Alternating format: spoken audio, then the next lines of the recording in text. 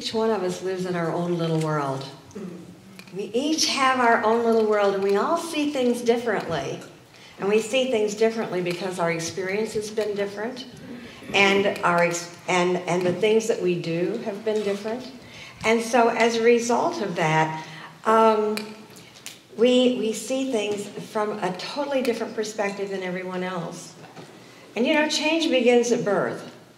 I suppose that we would say that, you know, life is constant change. It begins when we're born and we start to grow. When we grow not only physically, but we grow intellectually and we grow spiritually. And as time goes on, we continue to grow. And sometimes a few of us think that maybe we don't have to grow anymore. Maybe we can stay right where we are, because we're feeling kind of comfortable now. It feels pretty good to be where we are. And we think, you know, there's really no reason to grow because things are good. Things are good. And yet, you know what happens? Along comes the cosmic 2x4. And it says, wake up, shake up, and become more than you thought you could be. And when this happens to us, we can take it one of two ways. We can take it as, oh, woe is me. This is terrible, and we can name it bad. Or we can say, oh, how can I see this in a more positive way? How can I come through this in a way that when I am through it, things will be better for me? Often, we have no idea how much better things can be for us. We don't have a clue as to what is in store for us because we get stuck. We get stuck in the status quo. And Charles Fillmore was afraid of that. He was afraid that we might get stuck in the status quo. And near the end of his life, someone asked him if there was anything that he would change if he had to do it all again. And he said, I'd change the name of unity. I'd change it to change. And he was going to change it to change because he knew that we didn't want to be stuck. You know how it is? We have a new movement comes along and it's new, excuse me, and everything is wonderful and exciting. And we decide that, you know, it's so good that we're going to just chisel it in stone. And that this is the way it is. This is truth. How many times do we think, this is truth? I know I do. I'll think, this is truth. When if I opened my mind just a little more, I might find that truth is way more than I ever thought it could be. And once in a while, when I'm willing to do that, I am so pleasantly surprised to find out, yes, there is something new. I'm clicking, am I? Cal's telling me my earring's clicking. It does that. So here we are. We're in the midst of change. You may have noticed that our service has changed today. And, you know, we did this for several reasons. We did it for, well, several reasons. And I'm going to tell you what those reasons are, because you might think we're just doing this for the sake of change. But that's really not the case. We are doing this so that we can grow through change. You know, first, we get too comfortable with the status quo. And we start to go unconscious because we know what's coming next. We know exactly what's coming next. So we don't really have to pay too close attention because we know. So we just kind of go on automatic and we fall asleep a little bit and we think about what's happening tomorrow and what happened last week. And as a result of that, we miss this now moment. So when we change things up a little bit, that changes. We are all of a sudden open. Our eyes are open. We're willing to see something differently. You know, sometimes we get too comfortable. We just get too comfortable. And through these changing times, and these are changing times for us, changing times for me, changing times for you. And so it is good that we continually look for the good in this whole situation. That we continually look to this present moment as what is good right now? What is happening within me and within this church that is a good thing? And if we look around, we see it in the outer, but we also see it within our inner lives. We see it very clearly and very plainly. These coming months are going to be exciting months, if we look at them that way. But it is our choice as to whether we look at them as being an exciting time or a woe is me time. Oh, this is sad time. It's not sad. It's wonderful and it's exciting. And you know, when we keep the status quo, we are more reluctant to grow spiritually and psychologically. We must be willing to totally and completely expand at all times. Our world begins with our concept of ourself. How we use our mind, our imagination, our emotions, and our bodies. And then it expands out to our concept of family and home and our work and our friends and our social life and our spiritual community and everything in the world of which you are aware. There are so many things to be aware of. Aren't we noticing them? When you drove up the driveway, did you see the flowers in bloom? Did you see the trees that are beginning to bloom?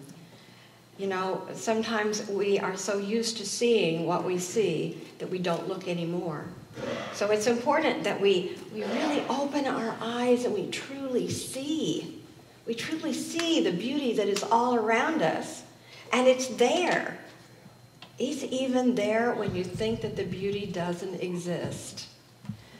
There's a photographer that takes pictures of things that are really not what you would call beautiful, maybe inner city alleys and things like that. But if you look closely, you can see that there's a design there, that there is something going on that we would ordinarily call ugly, that the play of color and light makes it beautiful if we are willing to see. Our world begins with our concept of how things should be. How many of us feel like there's a way things should be, and yet they're not sometimes? Then what do we do? What if things are not the way they should be? Well, at those times we begin to look for what can be. What can be. Our worldview begins with all of these things. And our worldview changed again this week with the bombings in Boston. The perpetrators of the bombing certainly had and have a different worldview. It's a worldview that most of us can't even conceive. We simply cannot understand where they're coming from, and yet it is up to us to try to understand what it is that would create an environment for them in their own minds that they felt they had to do something that was so earth-shattering for so many people. But no two people live in the same world at any one time, because each person's concepts, their thoughts, and interests are not the same. We all have differences of opinions and concepts, which are the result of our previous experiences and our teachings.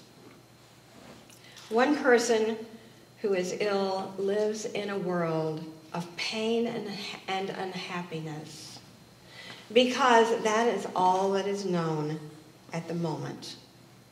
A child riding a bicycle is living in a world of freedom and of happiness. His older sister, who is in school taking a tough exam, and her world is thoughtful and serious. And a young couple strolling down the street holding hands in love are in a world full of wonder. Our worlds cannot stand still. It is impossible because our interests and outlook on life are in a constant state of change. We are constantly changing. We are changed by everything that happens around us, by everyone we meet, by everyone we touch. So, what is our mood in this changing world? What is it that we are called to do in this changing world?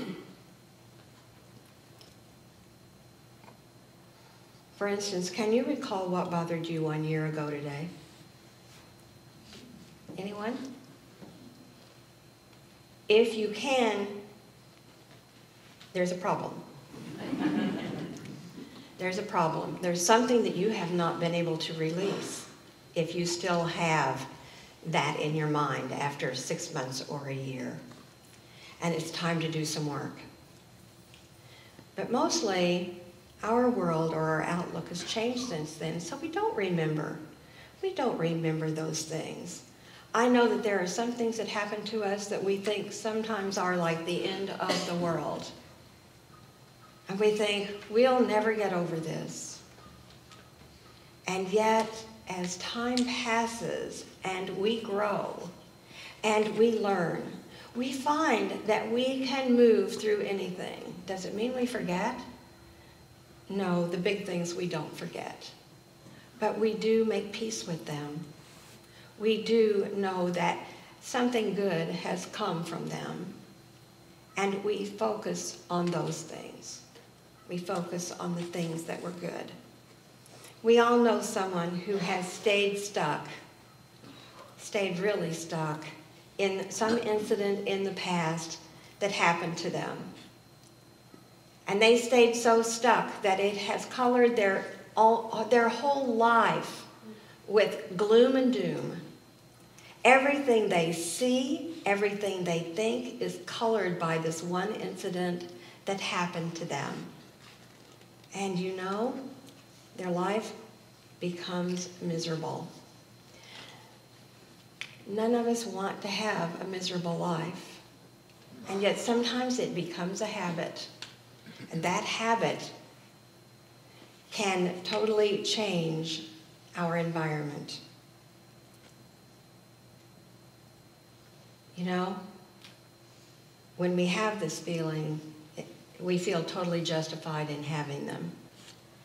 And we say to other people when we're questioned, you'd feel the same way if you were me. But no, maybe you wouldn't. Because you know the truth. You know that you cannot stay stuck in those places. Because if you do, you will never grow. You never will get beyond it.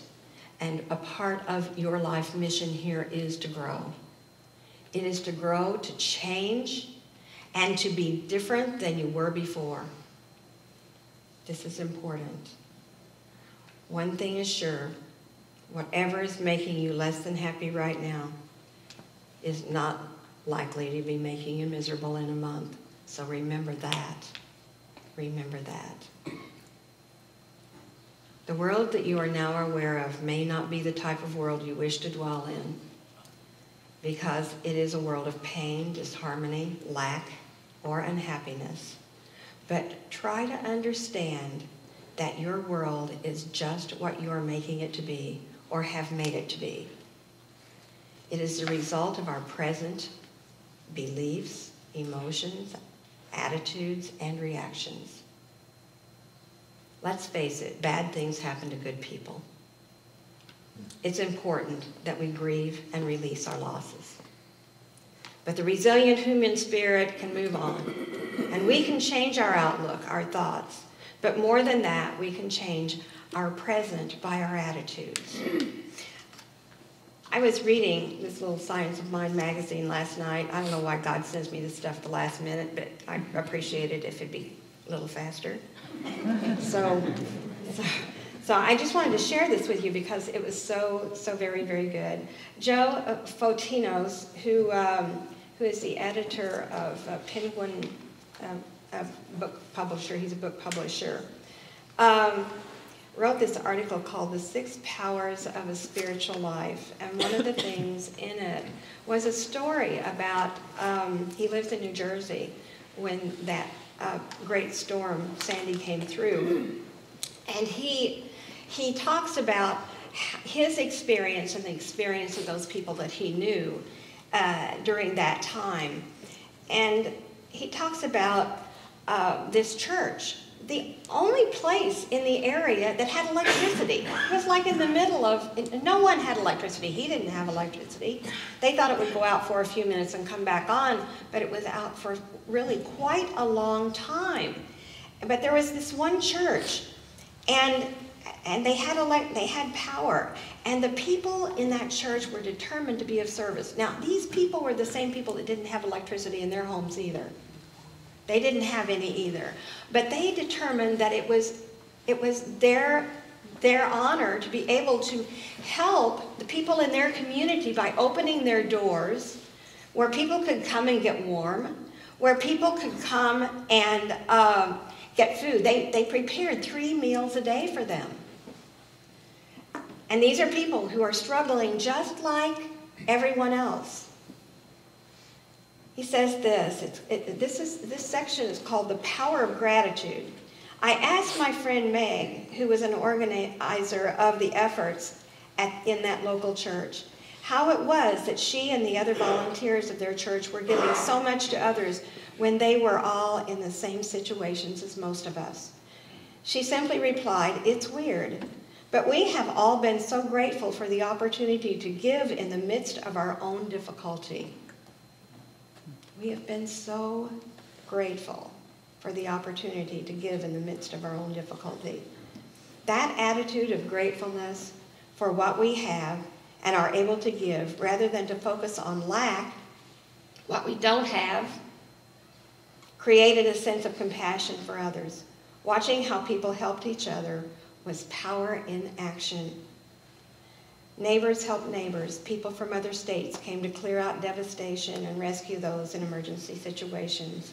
Money, food, resources were sent from all over the world.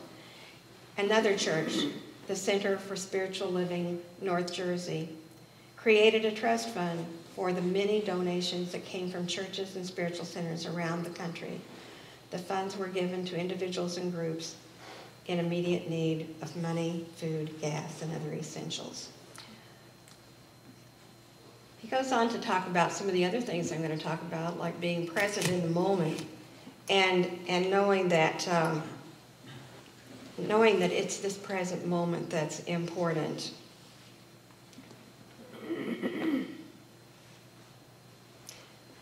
So I want to ask you this morning,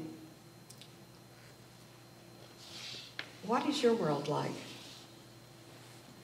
Is your world one of happiness, full of freedom and love and peace and joy and order and health? If not, it could be. Or are you distressed and on edge because something you seem to be experiencing or see happening in the world?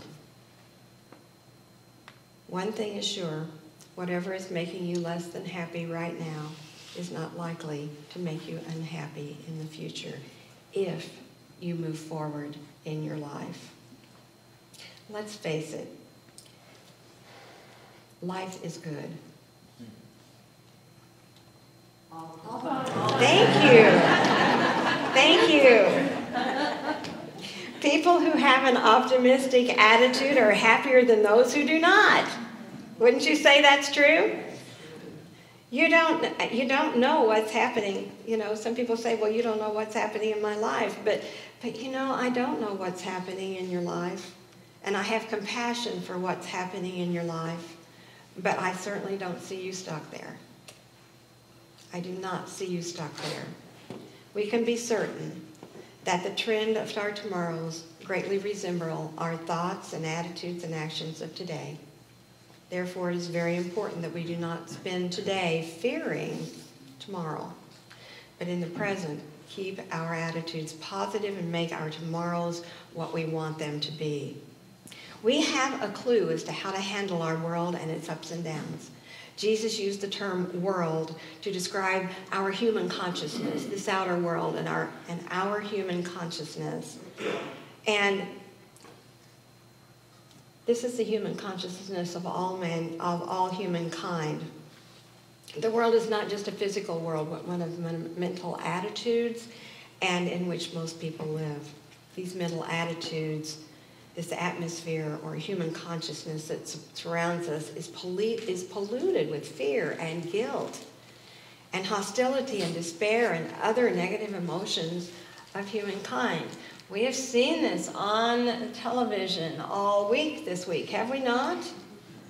The fear of being, of what they call terror. I heard something really interesting on NPR this week where they said we should not call this terrorism, we should call it murder, because it gives a different concept of what really is happening. That just really resonated with me. I thought, yes, that's what it is. That really describes it. That really describes it. This is why Jesus, our way shower, tells us that in the world we will have tribulations. But we need not be discouraged about this because he adds a note of cheer for us. He says, be of good cheer, for I have overcome the world. I have overcome the world. I like that.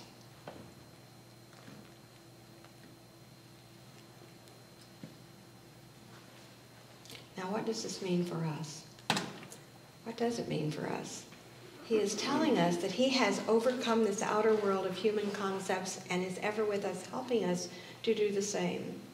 And he is also telling us the Christ, or the I am that is within each one of us, is ever expressing through us to overcome, change, and refine this world that seems to give us so much trouble.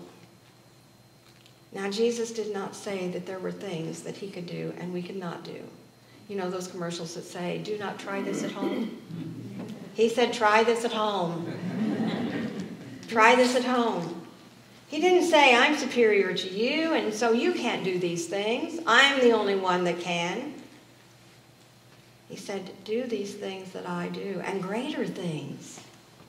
He didn't limit us to what he could do. He said, do greater things. And we have, and we can. He often even rebuked his disciples for not accomplishing certain works of healing.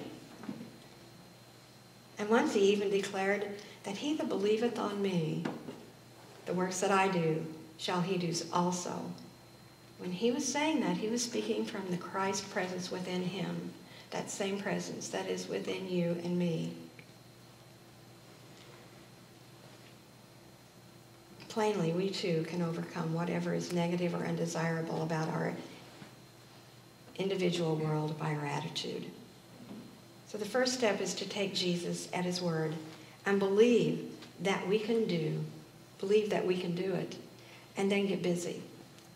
We have to do it. We have to step out on faith. And now we don't have to do it alone, because that Christ that was in Jesus, Christ Jesus, is also in us. Jesus admitted that he of his own self, his small self, could do nothing. It was the God within that did the works. We of our own little me self can do nothing, but the Christ within us can do all things.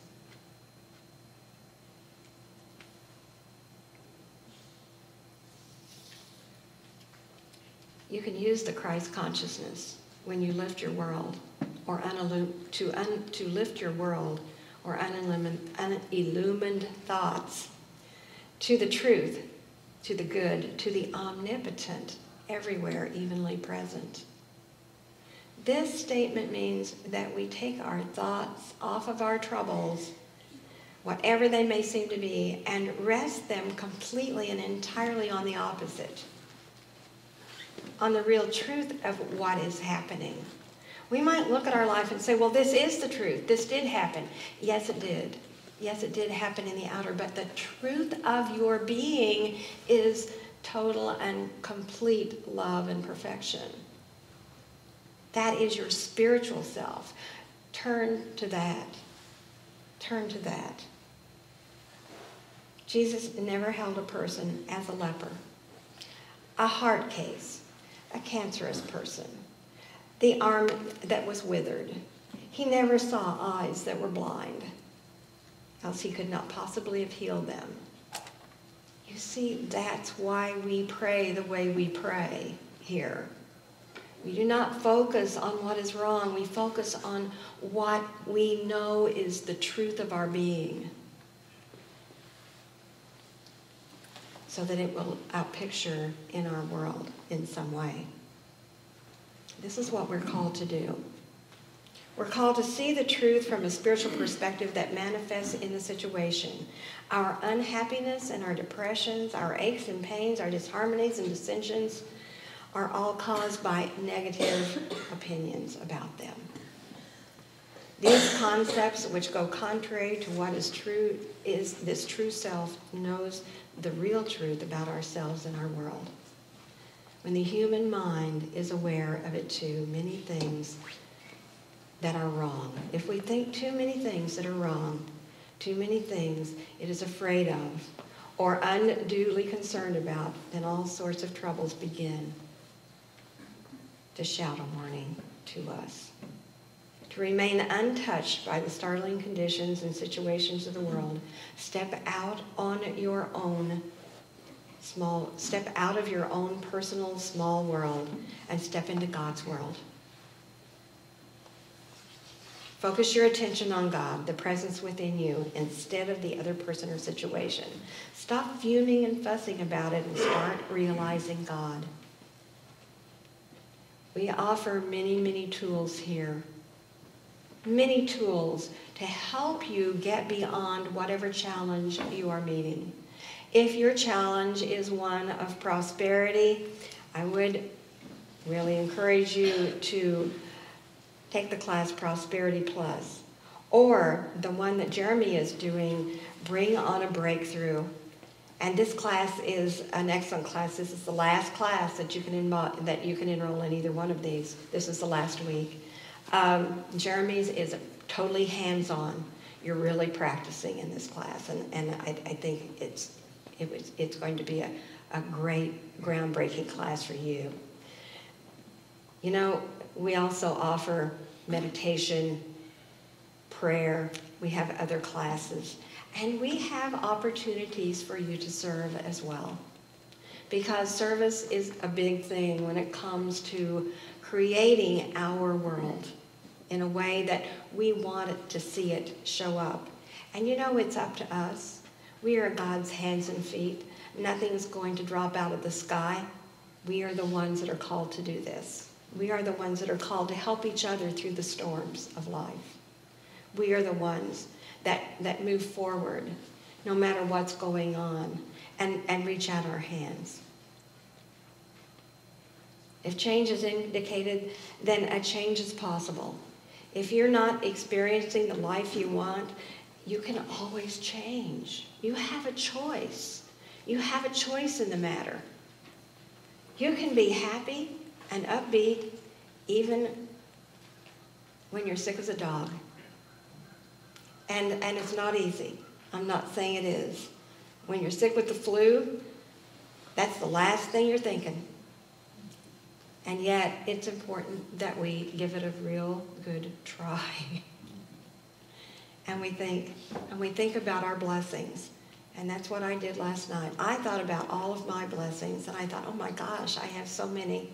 And the more I thought of, the more I thought of. And that is just so amazing that, we just sometimes forget to look. That's all it is. We just forget to look. We just forget to look. So take some time today to study the self, that self of you and your personal world, and see if you're satisfied with it, or do you wish to change. If a change is indicated, then a change is possible, and it's up to you to set about making that change. You alone can do it. You have to do it for yourself. You don't do it for somebody else. Somebody will say, well, I'm going to change for you. That doesn't last long, if you may have noticed. It doesn't last long. We have to change for ourselves. And we have the ability to do it along with all of the power and the authority that we need in order to call it forth. Do you agree? Absolutely. I agree too. God bless you. Thank you.